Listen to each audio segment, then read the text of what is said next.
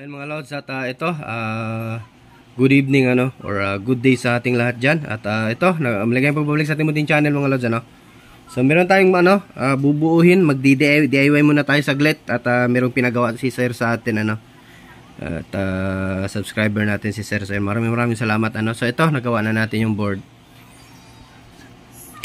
So pasensya ka na Sir kasi medyo busy. Ngayon ko lang na to. So ayan yung board natin. So nag-open na pala ako ng mga lods sa Shopee. Open na pala yung shop ko. So meron akong mabinibentang doon. So dahan-dahan ko lang muna pinopost kasi kumbaga singit-singit lang sa oras So ayun na yung mga KTS na mga portable speaker, ando na po yung mga board doon.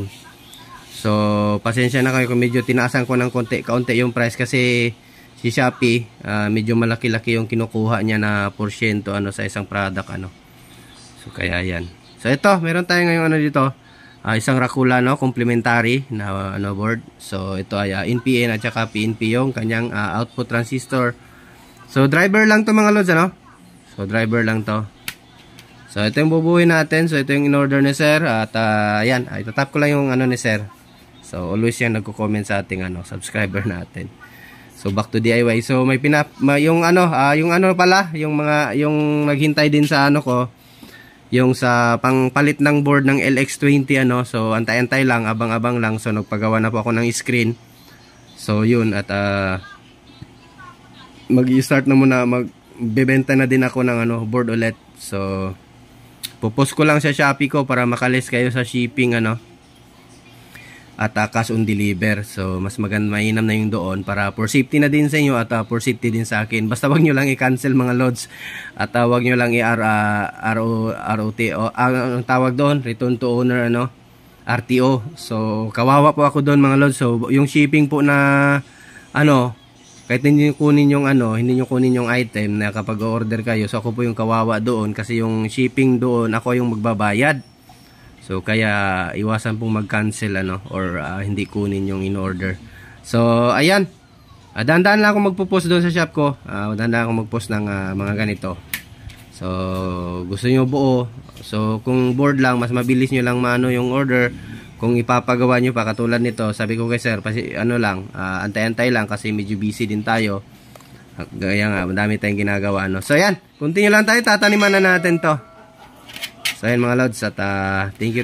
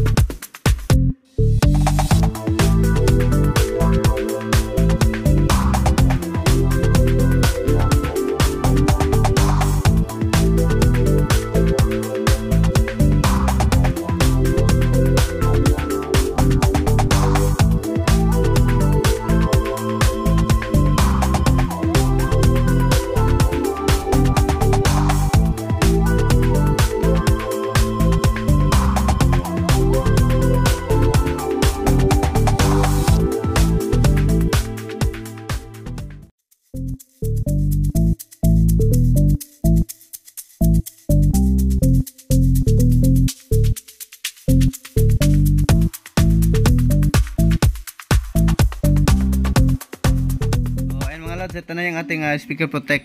So dumating na kay Sir Ayesha Balisi, no. So bali dalawa. And then ito yung ano niyan, pares. Itong gawa din natin. So kaya dalawa, itong isa para dito. And then yung isa para din doon sa ginawa ni Sir, ano. So may ginawa din siyang ganito na rakula. Original original rakula.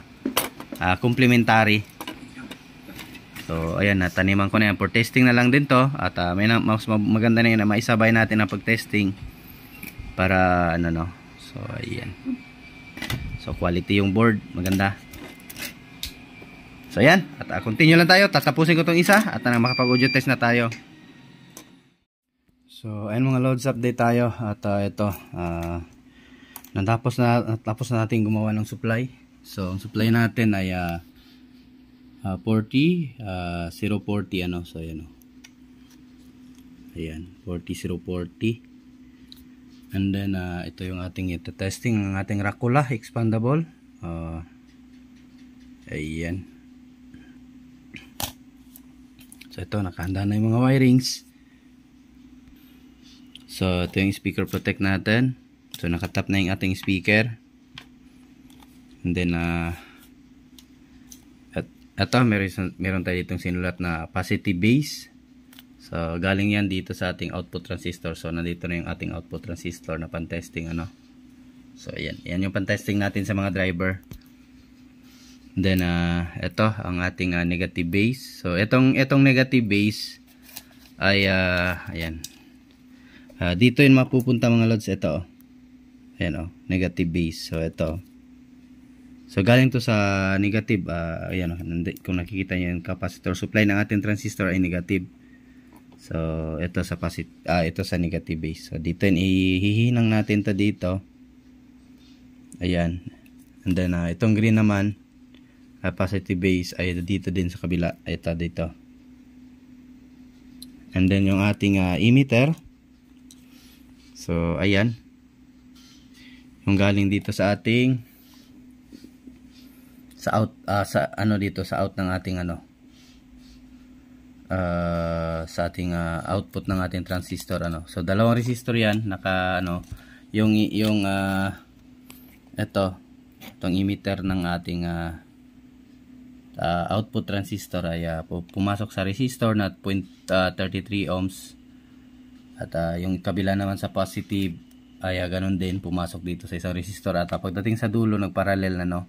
So itong kulay blue ay pumunta yan dito sa ating in ng ating speaker protect, ano.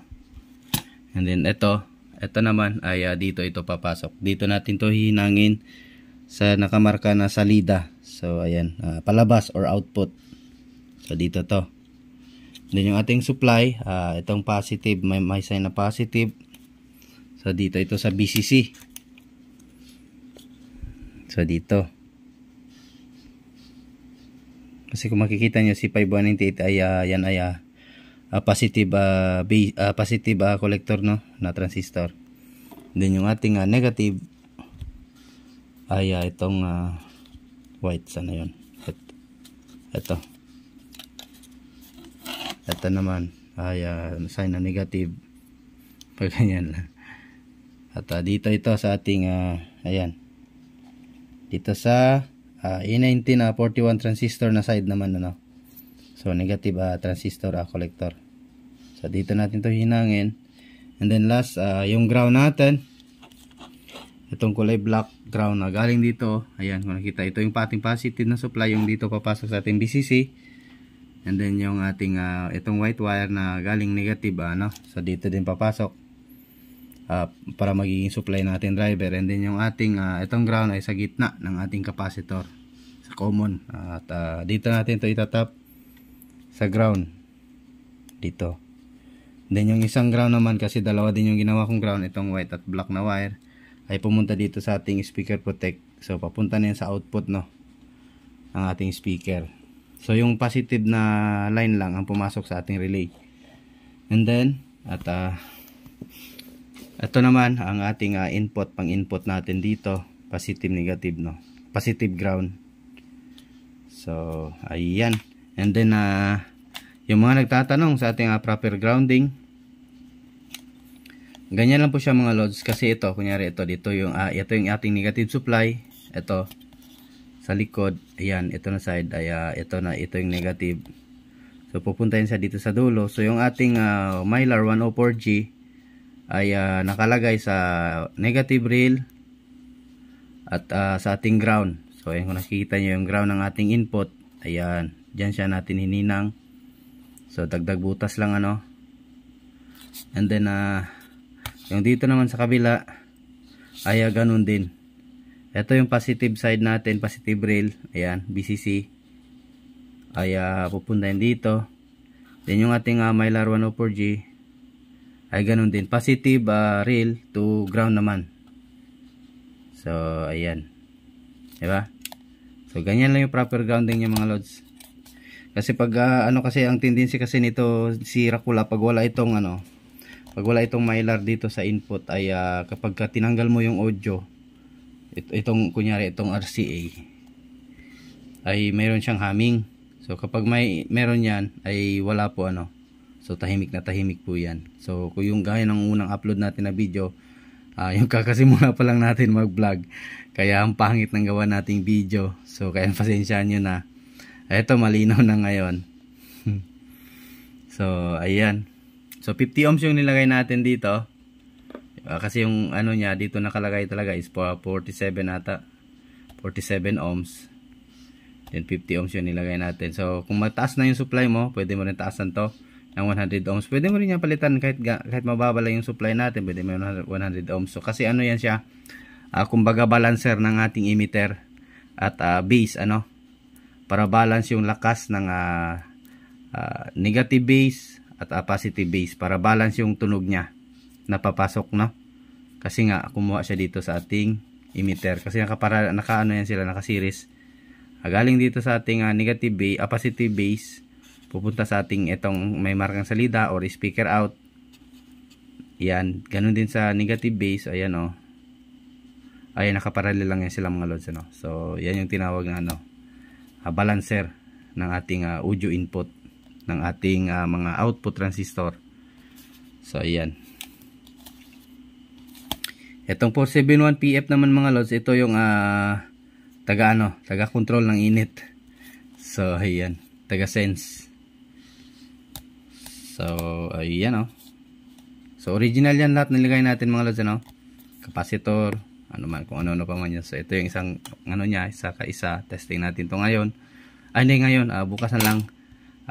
Tulog muna tayo kasi ang oras natin ngayon ay alas 12 na. So hindi na tayo pwede magingay. So at least pinakita ko na sa inyo yung naka-ready natin setup. Kinabukasan ng umaga ay mag-audio test na tayo. So naka-setup na yan, ready na yan. So ihinangin to natin ngayon, then saka tayo matulog. So ayan, continue lang tayo mga lods. Update lang tayo bukas So hihanda ko na lang to para bukas ng umaga audio test lang tayo diretso. So ayan. Shoutout sa iyo sir. Ayesha Balisi. So ito na yung order mo. Ayan. Thank you. So ayan mga lods at good morning. At ito, update tayo. Mag-audio test natin. Pwede na tayo mag-audio test ito. So ayan. Good morning sa ating lahat maligayang pagkakape. So ayan, audio test tayo. Lapag ko lang yung cellphone natin para natin. Oops, ayan. So yun. So power natin. Sana yung mga materials.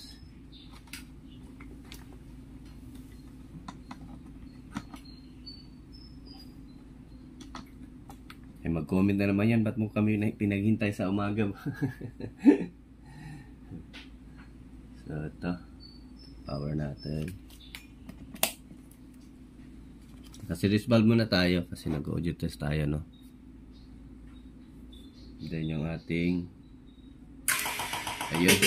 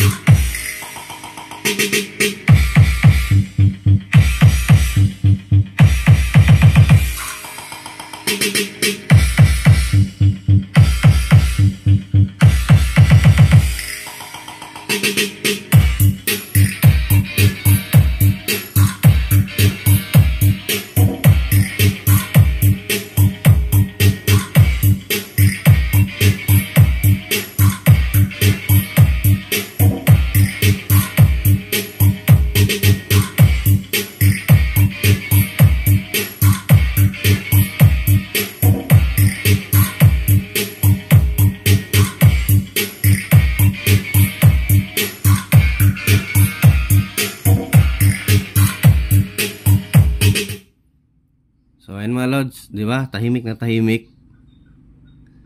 So walang kaming-haming. So yung iba nagrereklamo na may haming yung ano nila. So itong input nyo mga lods, ito.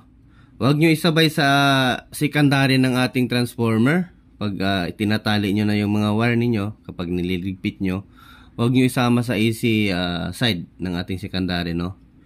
So minsan naghaming. Lalo na kapag hindi shielded yung gagamitin nyo na wire. Ay, yun po yung magki-create po yun siya ng haming. So, ito, bubunutin natin to. Kasi yung iba, pag tinanggal na itong AC cord, ay may maghahaming, no? So, ayan. So, malakas kasi yung ano, kasi walang volume tayo. So, open audio tawag dyan. So, may haming siya pero open audio yan. Hindi kagaya yung ano talaga, as in yung malakas talaga yung humming. So yun yung reklamo ng iba, no? Ayan, o. Kasi wala tayong ano, kapag ka nasa body na yan, kunyari ganyan, open audio humming. Kapag ka nasa body na yan, nasa kaha na ng amplifier, kapag ka nalagyan din natin ng proper grounding yung volume, kasi wala tayong volume, connect mo sa body, ground to body, mawawala yan siya. Basta wag nyo lang to isama talaga sa ating pag lalagyan natin yan ng audio. Kasi kunyari yung ano ninyo, yung amplifier ninyo is yung pinaglagyan nyo ng ating Racula na expandable ay yung case ng concert 5 auto. So yung input doon mga lods, yung pinakalikod ng concert, meron doon ano input, no, input board. So maglagay kayo ng ground doon, mismong ground ng RCA doon sa likod. Ilagay nyo doon sa chassis, or pwede nyo i-direct sa ano, i-direct nyo doon sa body ng ating volume, para meron siyang ano. Pwede rin doon lang para mas ano, mas malapit. Ilagay nyo na, ibilog nyo na lang yung ano, kanyang paglagay nyo sa pang ground nyo, no. So yan, kasi paglalagyan na natin yan ng ano, ayan, wala na siyang humming. So tahimik na yan siya.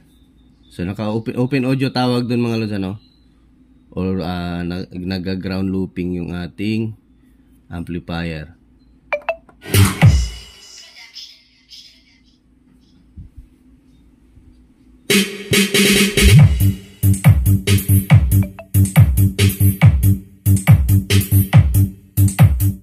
So lagay natin check natin ang ating DCO, no?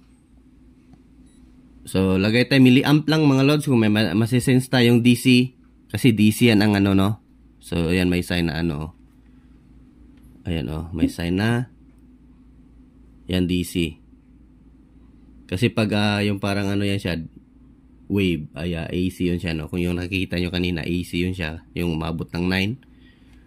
So ayan, check natin kung meron tayong masisense na DC out, kasi malakas na yung ano natin volume.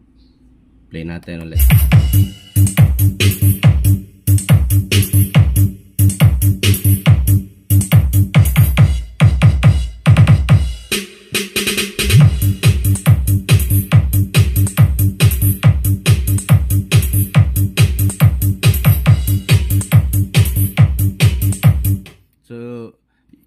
Yung ano natin, so it means wala tayong DC na sense kasi walang voltahe na lumalabas kung nakaganyan siya.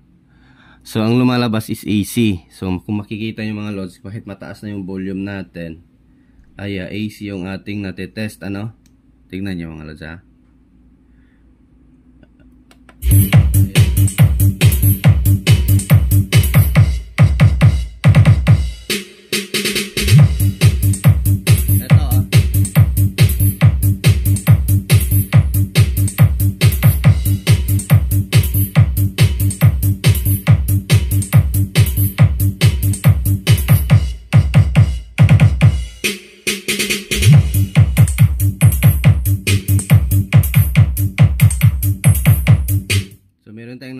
natetest na 3.3 millivolt AC. So hindi siya DC. So it means ay okay yung nagawa nating amplifier. So wala tayong mali na mga component.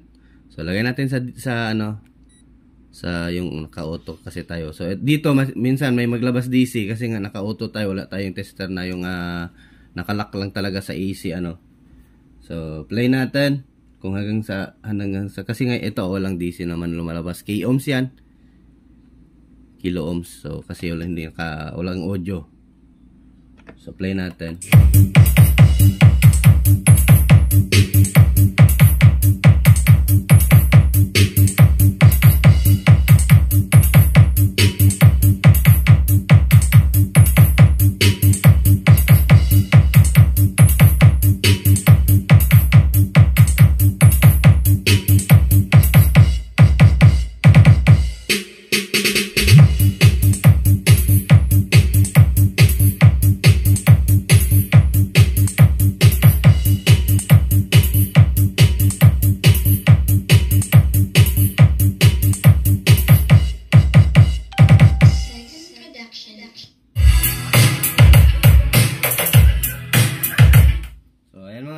At success yung ginawa nating module or amplifier kit. So ayan, goods na yan. So ayan, at yung isa mamaya natin ipagsabay lang natin mamaya para hindi na masyadong mahaba yung video natin. Ito testing ko na lang ito mamaya kung working na. So ayan, thank you sir sa pagpagawa. Papadala ko na to. So medyo pasensya ka na, medyo natagal lang kasi alam mo na grabe yung busy natin.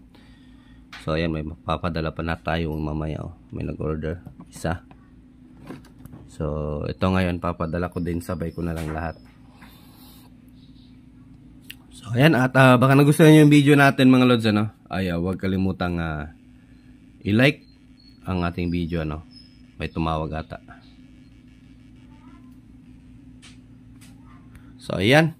At thanks for watching